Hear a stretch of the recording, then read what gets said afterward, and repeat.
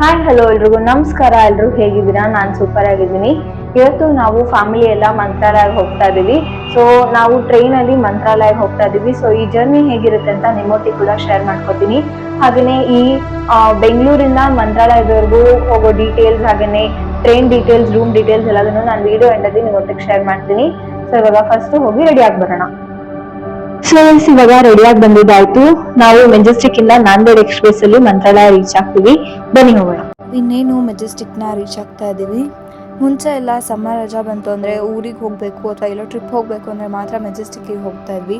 ಅದೇನೋ ಒಂಥರ ಖುಷಿ ಸಂಭ್ರಮ. ಬಟ್ ಈಗ ಜಸ್ಟ್ ಮೆಜೆಸ್ಟಿಕ್ ಅನ್ನೋ ಥರ ಆಗಿದೆ.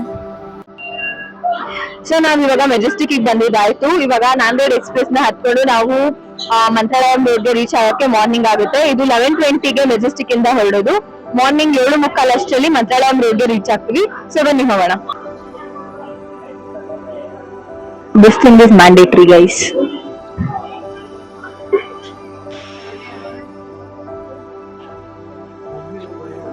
ಫುಲ್ ಬಂದ ತಕ್ಷಣ ಫುಲ್ ಮಜಾ ಮಾಡ್ತಿದ್ದಾರೆ.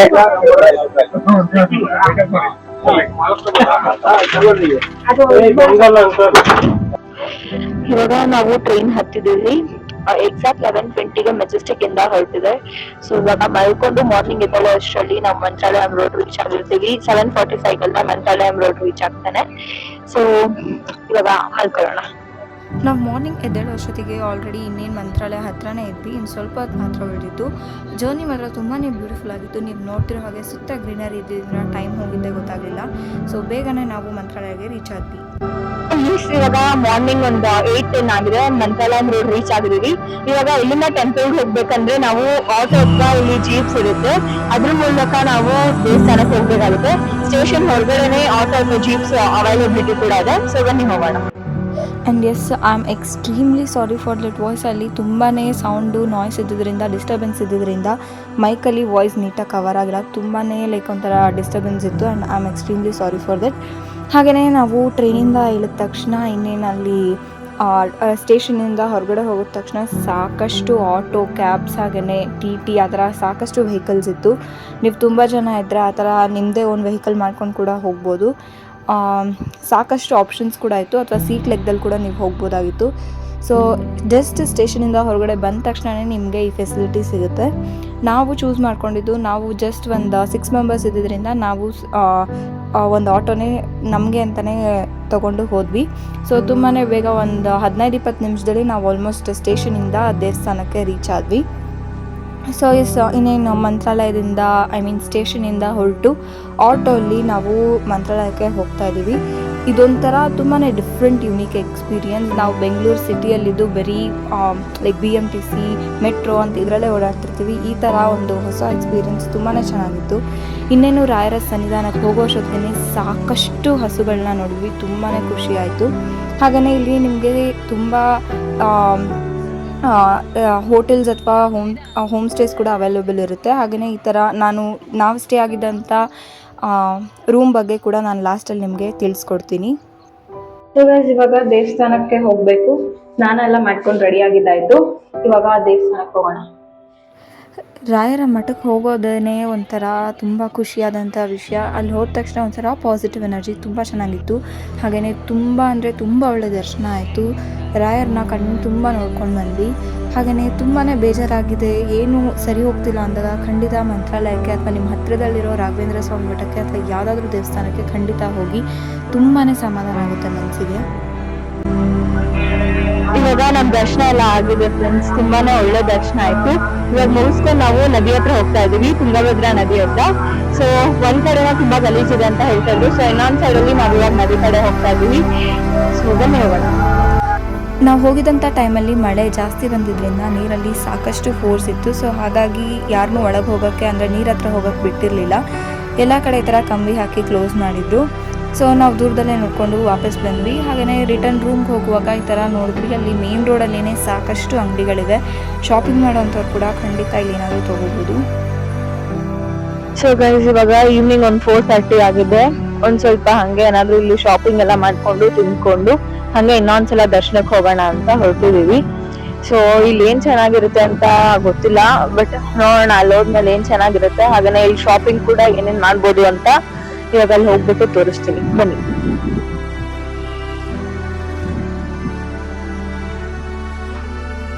ಈ ಮಳೆಗಾಲದಲ್ಲಿ ಏನನ್ನು ಮಿಸ್ ಮಾಡಿಕೊಂಡ್ರು ಚಾಟ್ಸ್ನ ಮಿಸ್ ಮಾಡ್ಕೊಳ್ಳೋಕೆ ಖಂಡಿತ ಸಾಧ್ಯ ಇಲ್ಲ.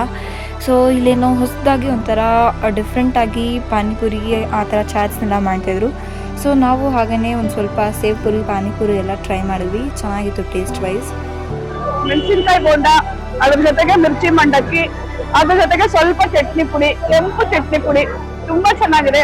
ಮಂತ್ರಾಲಯಕ್ಕೆ ಬಂದಾಗ ಈ ಅಂಗಡಿಗೆ ವಿಸಿಟ್ ಕೊಡಿ, ಮಿರ್ಚಿ ಮಂಡಕ್ಕಿ ತಿಂಡಿ ಸಖತ್ತಾಗಿರುತ್ತೆ. ಅದಾದ್ಮೇಲೆ ಒಂದು ಕಾಫಿ ಕುಡಿರಿ, ಸೂಪರ್ ಈವ್ನಿಂಗ್.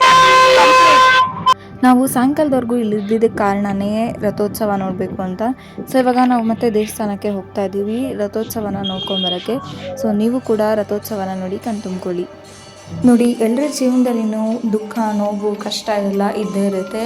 ಟೆನ್ಷನ್ಸ್ ಇರುತ್ತೆ, ಹಾಗೆಯೇ ಕೆಲಸದ ಒತ್ತಡ ಇರುತ್ತೆ. ಇದು ಯಾವುದೂ ಇಲ್ಲ, ನಾನು ಖುಷಿಯಾಗಿದ್ದೀನಿ ಅನ್ನೋಂಥವ್ರು ಖಂಡಿತ ಯಾರೂ ಇಲ್ಲ. ಸೊ ಈ ನಮ್ಮ ಕಷ್ಟ ನೋವನ್ನೆಲ್ಲ ಪಕ್ಕದಲ್ಲಿಟ್ಟು ಒಂದೊಳ್ಳೆ ಜೀವನನ ಸೃಷ್ಟಿ ಮಾಡಿಕೊಳ್ಳುವಂಥ ಅವಕಾಶ ನಮ್ಮ ಕೈಯಲ್ಲಿದೆ.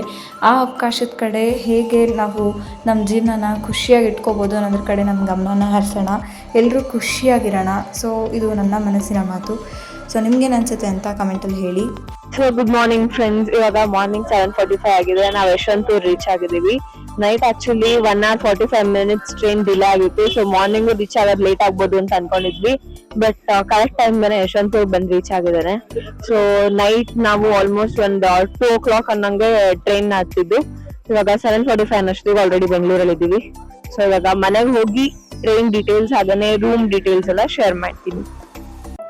ಗೂಗಲ್ಗೆ ಹೋಗಿ SRS ರೂಮ್ ಬುಕ್ಕಿಂಗ್ ಇನ್ ಮಂತ್ರಾಲಯಂ ಅಂತ ಟೈಪ್ ಮಾಡಿದ ತಕ್ಷಣ ನಿಮಗೆ ಫಸ್ಟಲ್ಲೇ ಒಂದು ವೆಬ್ಸೈಟ್ ಬರುತ್ತೆ, ಶ್ರೀ ರಾಘವೇಂದ್ರ ಸ್ವಾಮಿ ಮಠ ಅಂತ. ಅದ್ರ ಮೇಲೆ ಕ್ಲಿಕ್ ಮಾಡ್ಕೋತಿದ್ದ ಹಾಗೆ ನಿಮಗೆ ಒಂದು ಪೇಜ್ ಓಪನ್ ಆಗುತ್ತೆ. ಅಲ್ಲಿ ಸಾಕಷ್ಟು ಆಪ್ಷನ್ಸ್ ಇರುತ್ತೆ, ಅಂದರೆ ಮಂತ್ರಾಲಯಕ್ಕೆ ರಿಲೇಟೆಡ್. ಸೊ ನಾವಿಲ್ಲಿ ರೂಮ್ ಬುಕ್ಕಿಂಗ್ ಅನ್ನೋ ಆಪ್ಷನ್ನ ಸೆಲೆಕ್ಟ್ ಮಾಡ್ಕೋತಾ ಇದ್ದೀವಿ. ನೀವು ಬೇರೆ ಆಪ್ಷನ್ಸ್ ಕೂಡ ನೋಡಿ ನಿಮ್ಗೇನು ಬೇಕೋ ಸೆಲೆಕ್ಟ್ ಮಾಡ್ಕೋಬೋದು. ಸೊ ಇದೆಲ್ಲ ಆದಮೇಲೆ ನೀವು ಎಕ್ಸಾಕ್ಟ್ 1 month ಬಿಫೋರೇ, ಅಂದರೆ ನೆಕ್ಸ್ಟ್ ಮಂತ್ 15th ಹೋಗ್ತಿದ್ದೀರಾ ಅಂದರೆ ಈ ಮಂತ್ 15th ನೀವು ರೂಮ್ ಬುಕ್ ಮಾಡ್ಕೋಬೇಕಾಗುತ್ತೆ. ಎಕ್ಸಾಕ್ಟ್ 12 ಗಂಟೆಗೆ ನೀವೆಲ್ಲ ರೆಡಿ ಇಟ್ಕೊಂಡು ಬುಕ್ ಮಾಡ್ಕೋಬೇಕಾಗುತ್ತೆ. ಇನ್ ಕೇಸ್ ನೀವು 12ವರೆಗೆ ಟ್ರೈ ಮಾಡೋಕ್ಕೆ ಹೋದರೂ ರೂಮ್ಸ್ ಎಲ್ಲ ಫಿಲ್ ಆಗಿರುತ್ತೆ.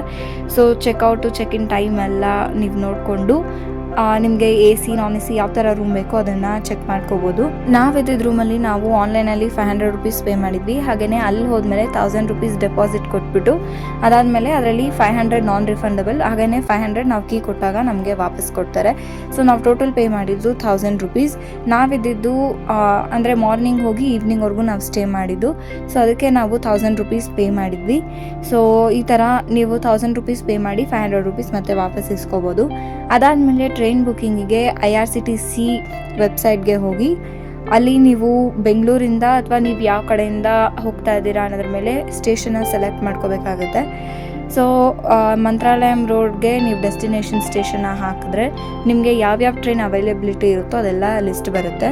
ಸೊ ನೀವು ಅಲ್ಲಿ ಡೇಟ್ನ, ಹಾಗೆಯೇ ನೀವೇನಾದರೂ ಜನರಲಲ್ಲಿ ಹೋಗ್ತಾ ಇದ್ದೀರಾ ಅಥವಾ AC 3 tyre AC 2 tyre AC ನಿಮ್ಗೆ ಯಾವ್ದು ಬೇಕೋ ಅದನ್ನು ಸೆಲೆಕ್ಟ್ ಮಾಡ್ಕೋಬೋದು. ಹಾಗೆಯೇ ವಂದೇ ಭಾರತ್ ಎಕ್ಸ್ಪ್ರೆಸ್ ಇರೋದ್ರಿಂದ ತುಂಬಾ ಬೇಗ ಕೂಡ ನೀವು ರೀಚ್ ಆಗ್ಬೋದು. ಸೊ ನಿಮ್ಮ ರಿಕ್ವೈರ್ಮೆಂಟ್ಗೆ ತಕ್ಕಂಗೆ ನೋಡಿಕೊಂಡು ಇದನ್ನು ಬುಕ್ ಮಾಡ್ಕೊಳ್ಳಿ. ಹಾಗೆಯೇ ನೀವಿಲ್ಲಿ ಒನ್ಸ್ ಟಿಕೆಟ್ನ ಬುಕ್ ಮಾಡಿದ್ದಾದಮೇಲೆ ಡೇಟ್ನೆಲ್ಲ ಕರೆಕ್ಟಾಗಿ ನೋಡಿಕೊಂಡು ಬುಕ್ ಮಾಡ್ಕೊಳ್ಳಿ. ಇದ್ರದ್ದು ಟ್ರೈನ್ ಟಿಕೆಟ್ಸ್ದು ಕೂಡ ನಿಮಗೆ ಕನ್ಫರ್ಮೇಷನ್ ಮೇಲ್ ಬರುತ್ತೆ, ಹಾಗೆಯೇ ರೂಮ್ದು ಕೂಡ ಕನ್ಫರ್ಮೇಷನ್ ಮೇಲ್ ಬರುತ್ತೆ, ಎರಡರಲ್ಲೂ. ಸೊ ಹೋಗ್ತಾ ಬರ್ತಾ ನಾವು ಎರಡೂ ಬುಕ್ ಮಾಡ್ಕೊಂಡಿದ್ವಿ. ಸೊ ಇಲ್ಲಿ ನೀವು ನೋಡಿಕೊಂಡು ಸೀಟ್ ಅವೈಲಬಿಲಿಟಿ ಎಲ್ಲ ನೋಡಿಕೊಂಡು ಬುಕ್ ಮಾಡ್ಕೊಳ್ಳಿ.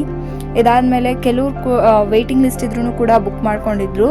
ಸೊ ಅಂಥವ್ರಿಗೆ ಲಾಸ್ಟಲ್ಲಿ ಕೂಡ ಸೀಟ್ ಸಿಗಲಿಲ್ಲ. ಸೊ ನೀವು ನೀಟಾಗಿ ನೋಡಿಕೊಂಡು ಬುಕ್ ಮಾಡ್ಕೊಳ್ಳಿ ಅಂತ ಹೇಳ್ತೀನಿ. ಇದಾಗಿತ್ತು ಇವತ್ತಿನ ವ್ಲಾಗ್. ಈ ವ್ಲಾಗ್ ಏನಾದರೂ ನಿಮ್ಗೆ ಇಷ್ಟ ಆಗಿದ್ರೆ ಖಂಡಿತ ಲೈಕ್ ಮಾಡಿ, ಶೇರ್ ಮಾಡಿ, ಹಾಗೆಯೇ ಸಬ್ಸ್ಕ್ರೈಬ್ ಮಾಡಿ. See all in my next video. Bye.